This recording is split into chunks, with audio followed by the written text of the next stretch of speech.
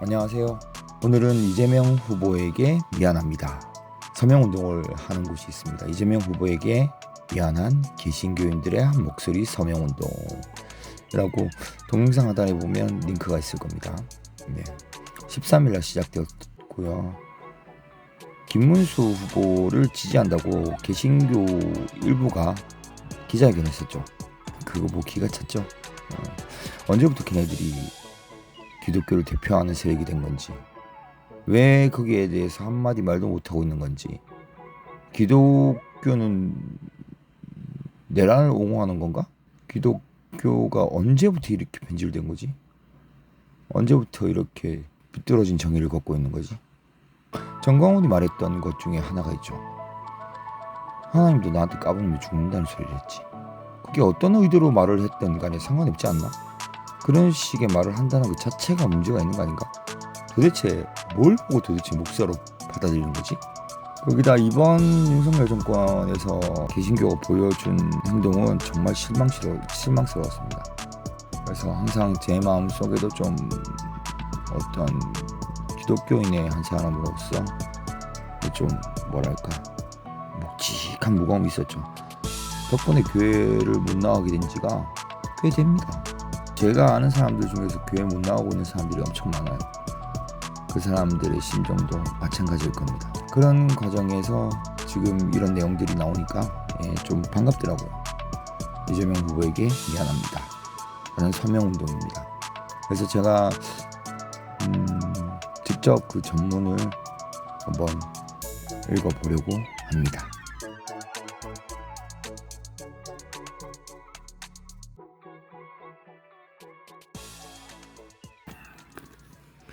이재명 후보에게 미안합니다. 예수 그리스도께서 전한 복음은 사랑과 공의입니다. 그 복음으로 변화된 사람은 바른 판단도 할 수 있게 됩니다. 적지 않은 한국교회 교인들은 이재명을 혐오하라 는 메시지에 여러 해 노출됐고, 그것을 SNS에 실어 공유하는 방식으로 이재명을 악마화하는 죄악에 빠져들기도 했습니다. 정확히 규명되지 않은 사실을 일방적으로 비난하고 선을 넘은 비방을 해왔다면 악한 짓을 멈추고 그에게 미안하다고 말해야 합니다. 이재명 후보는 부당한 기득권 구조를 해체하고 공공의 이익을 수호하는 데 도전한 보기 드문 행정가이고, 정의로운 정치 구조에 헌신하는 훌륭한 정치인입니다. 그럴수록 그는 더러운 이익을 취하려는 집단의 위협에 시달려왔고, 마침내 살인자의 흉기가 목을 찔렀지만 그 사명을 멈추지 않고 있습니다.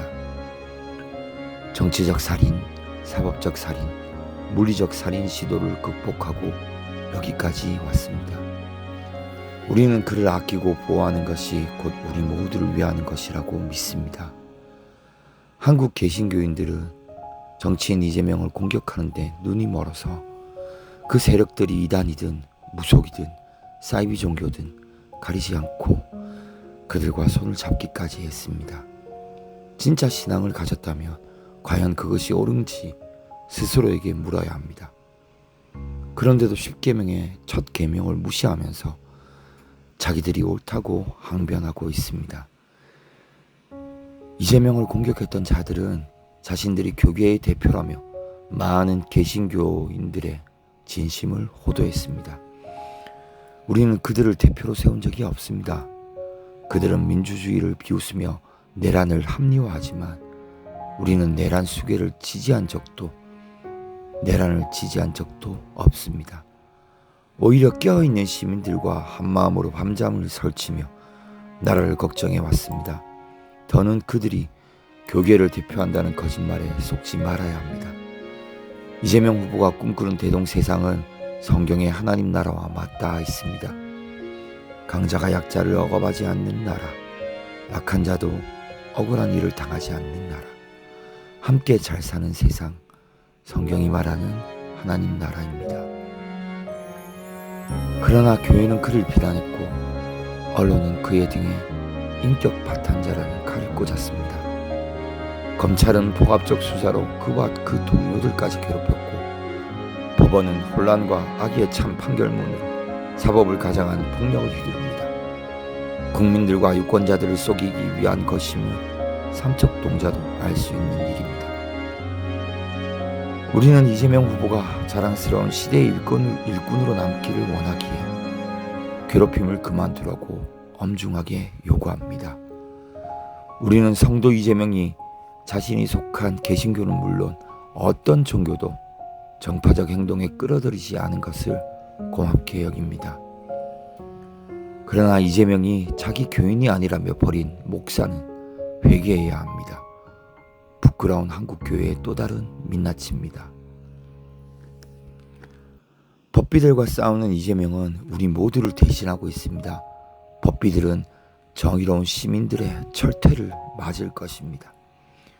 선출되지도 않았으면서 알량한 권력을 가지고 있다고 기소권으로 장난을 쳤던 검사들, 시민들을 기만하며 부당한 판결을 해왔던 판사들, 낯두꺼운 언론인의 이름은 응분의 반성이 있을 때까지 거명할 생각입니다. 대한민국은 깨어있는 시민들의 민주적인 행동으로 내란을 극복해 가고 있습니다. 어지러운 세계의 민주주의에 등불이 되고 있습니다.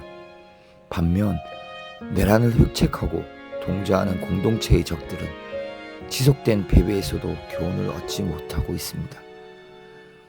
한국교회의 교인들이여, 우리와 우리 동료 중 이재명을 괴롭힌 일에 대하여 미안하다고 말합시다.